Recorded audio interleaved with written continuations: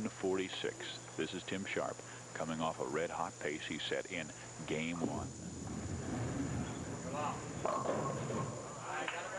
Very fortunate to kick over the two far right pins, the 6 and the 10. Very fortunate, says David. He was. You'd hate to start the game with a split. He was a little high on the head pin. Could have very easily been a split.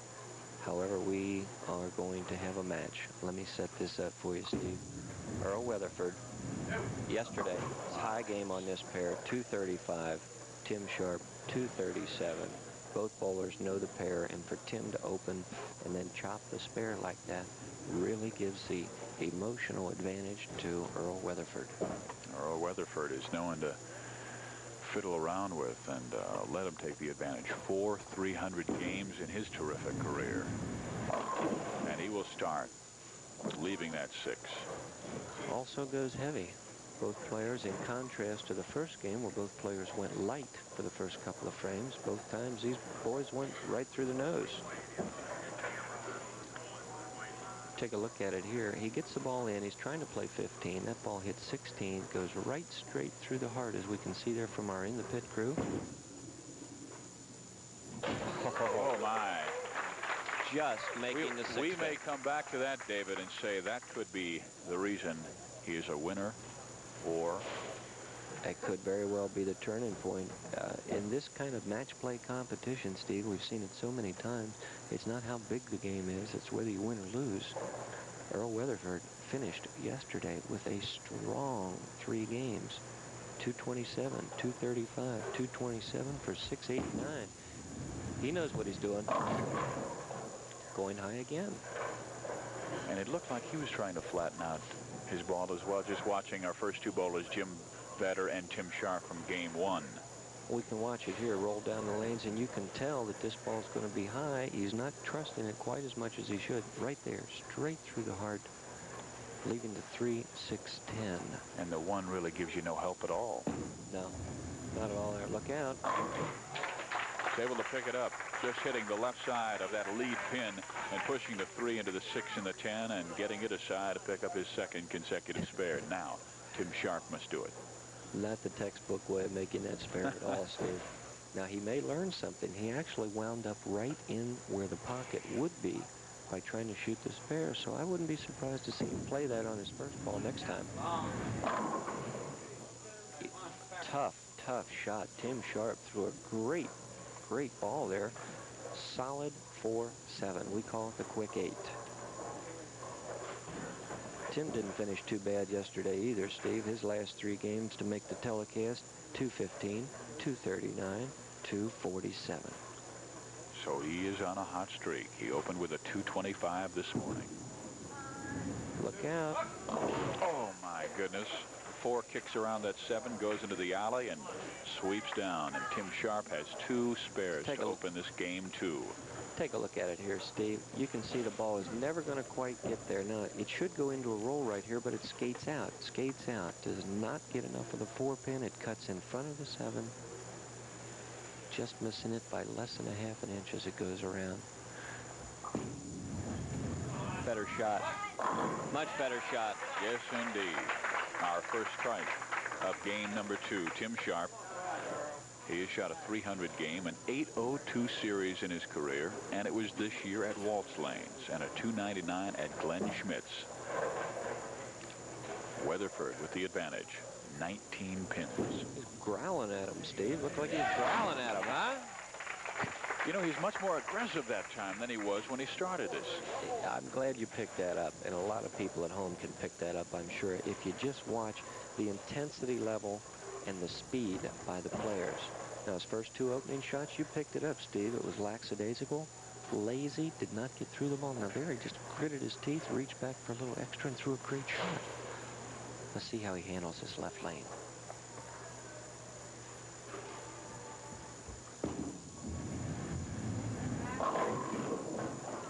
Much better. Oh, all right. He had turned and walked away and was about ready to go to pick up that bowling ball and try and pick up his spare.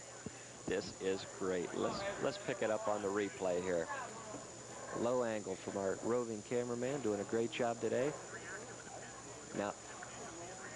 Now the ball, he thinks he left a 7-pin, but let's check it out here. Jim's got his back turned. Here's the crowd roar. And spins around and says, oh my, I guess I did pick it up. Something good did happen. Tim Sharp is in trouble. I know it's only the 4th frame, but he's in trouble early. He's 29 pins in the well. Needs a couple of strikes to get working here again, but he's got to have this spare.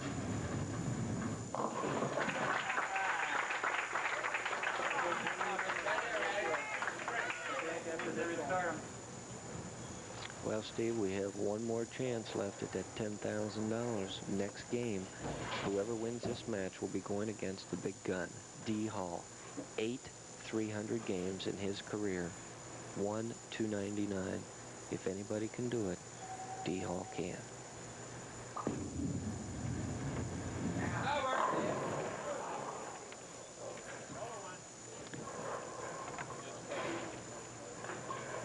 Tim Sharp knows that he's having trouble right now against Earl Weatherford, a double up working. Tim just can't seem to find the pocket more than twice in a row, and he can't carry. Gonna have to make some adjustments and make them quick.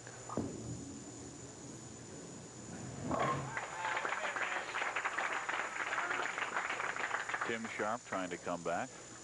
Down by 29 pins. We'll come back with more of Sharp competing against Earl Weatherford after these words.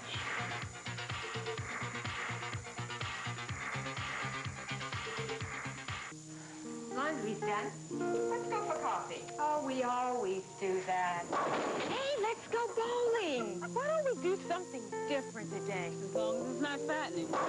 Hey, let's go bowling. Joyce, now that you're single, you've got to get out and meet people. Got any ideas? Hey, let's go bowling. All over America, people are saying, hey, let's go bowling. Sign up now for a short-term spring league at your nearby BPA bowling center. This small drop of liquid is a dedicated brewmaster's work of art. It reflects a fine select beer brewed with the care, patience, and pride only a small brewery can provide. Longer brewing time and dedication to excellence mean Christian Moorline may cost a little more, but the price is small for the unique experience of Christian Moorline. Christian Moorline, quite simply, a better beer.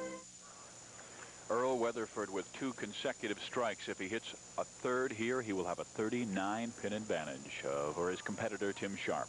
Weatherford, the man who has just taken control, been aggressive, the grizzly bear. Look at him growling up there on every shot. He's gritting his teeth and reaching back for a little extra, and it's paying off for him right now, Steve. You know, it's like the fans as well are almost tense watching the action. Yeah, I picked that up myself, and I wish the bowlers would just relax a little bit, make good shots. They're waiting for something to happen. Everybody here wants to see $10,000 be presented here, but it's the last game. We've only got 1 shot left at it, and I'd like to see it. Tim Sharp wondering what he's going to do or what he has to do to get back into this match. He's sitting right next to D. Bell, who is waiting patiently. D. Hall in that finale. D. Hall, a friend of mine for a lot of years. He is psyched. I've never seen him this psyched up.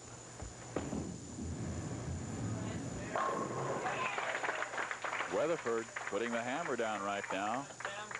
That is 3 of the last 4. Take a look at Earl here on the replay. Throws one of the best shots in the match right here. Right over the 16th board. Ball turning over right here. Deflecting ever so slightly. Going through the pins. 6-pin. Puts a karate chop right on the 10-pin, and it's out of there. Tim Sharp needs to fill frames with X's. Starting right now. Got to have it. Well, he does pick it up. So Sharp trying to come back here with a strike in number 6. Tim doesn't know how to quit, Steve. He never has. We can see it here as he puts his best foot forward, throws a great shot. 17th board, nice tight line. Now the ball going into a roll. No deflection. Every pin doing its job. 10 in the pit. We have got a match if he can come out with this strike. Got to keep striking. And he does. Here on number 7, Tim Sharp. His delivery when the ball leaves his hand has been the same consistent delivery the last 2 times. And I think he's got to feel more comfortable with that. Well, the success has been the story. He is feeling comfortable. Yeah, he's feeling a lot better. Like I said, he doesn't know how to quit. He keeps working, keeps working. He's going to find something. Earl is... He going to get it again? No. Earl's trying to beg that one to go down. What he should have done is just turned his back and walked away. Pin wouldn't see him and then fall over. Oh, gee. Yeah.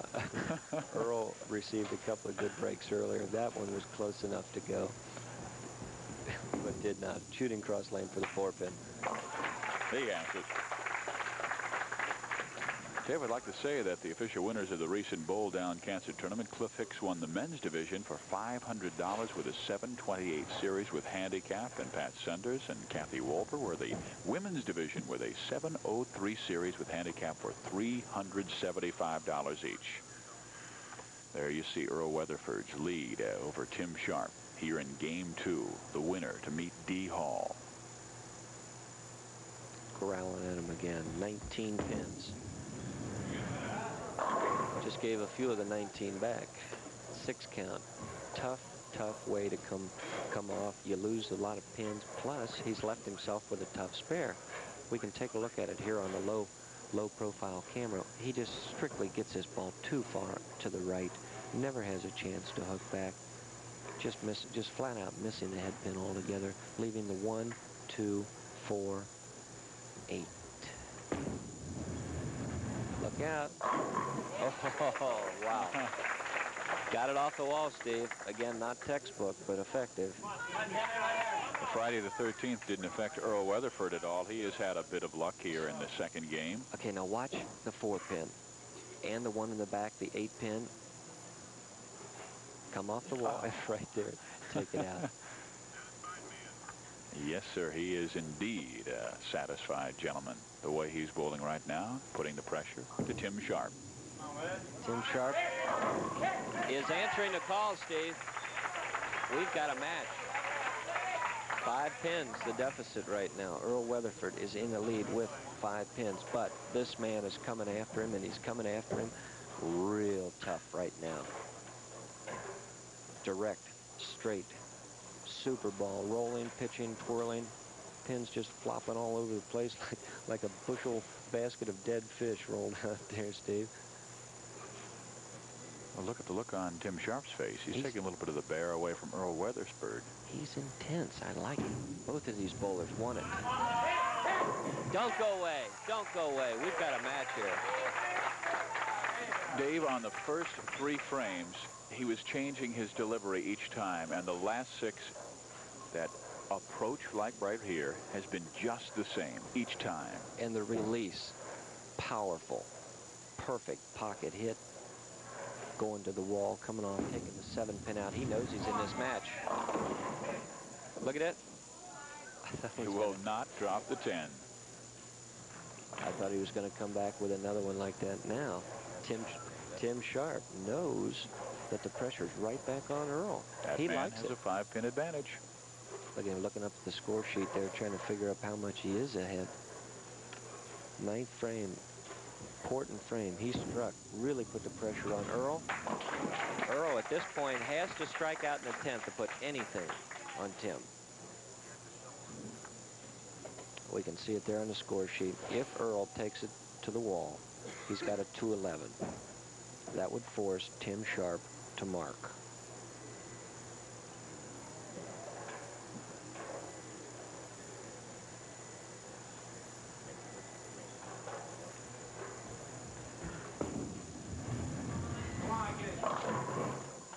Well, again, he is too heavy. Flattens it out. The 1 pin not really having a chance to spin around and grab a few other pins there. Earl knows this is the critical shot. He's got to have a strike here to have any sort of a chance. Lets the ball go into a roll a little too soon, and you can see the disappointment on his face there, Stephen. He has the spare, but really he has to ask Tim Sharp to help him out now. Well, I don't think Tim will help him out near as much as he would like. There is Tim.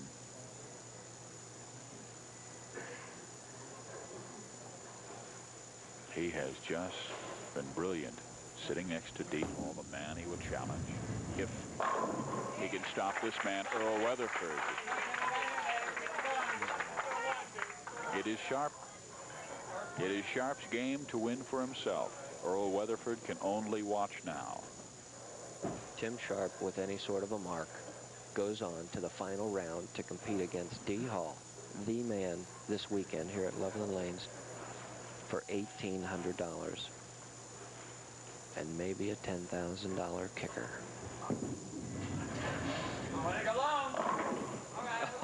Oh, no. I thought that one pin would just drive back through there, but it kicked off a little bit to the left and was able to pick up a few pins along the way. It was a great shot. With a spare here, he goes on to meet Mr. Devious Hall. Earl knows that he is just about over for this year.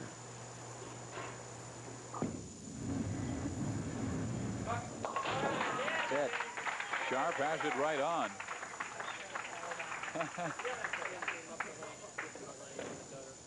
And one of the pins is dropped in the right alley. But Tim Sharp with the advantage right now. Being able to pick up that spare. I had it calculated wrong before, Stephen. If Earl would have struck out in the 10th frame, I'm looking at my score sheet here. I'm still learning how to add. He would have really put it on Tim. Tim would have had to throw the first ball in the 10th to win. But as it is, it's immaterial. Tim Sharp is our winner. If he keeps it on the lane, and he did. Knocks over the pins needed. Finishes with a 204. Earl Weatherford with a 195.9. We'll watch Tim Sharp move on to match up against our finalist, D. Hall, who had the sensational game yesterday in qualifying rounds. Tim Sharp moving on.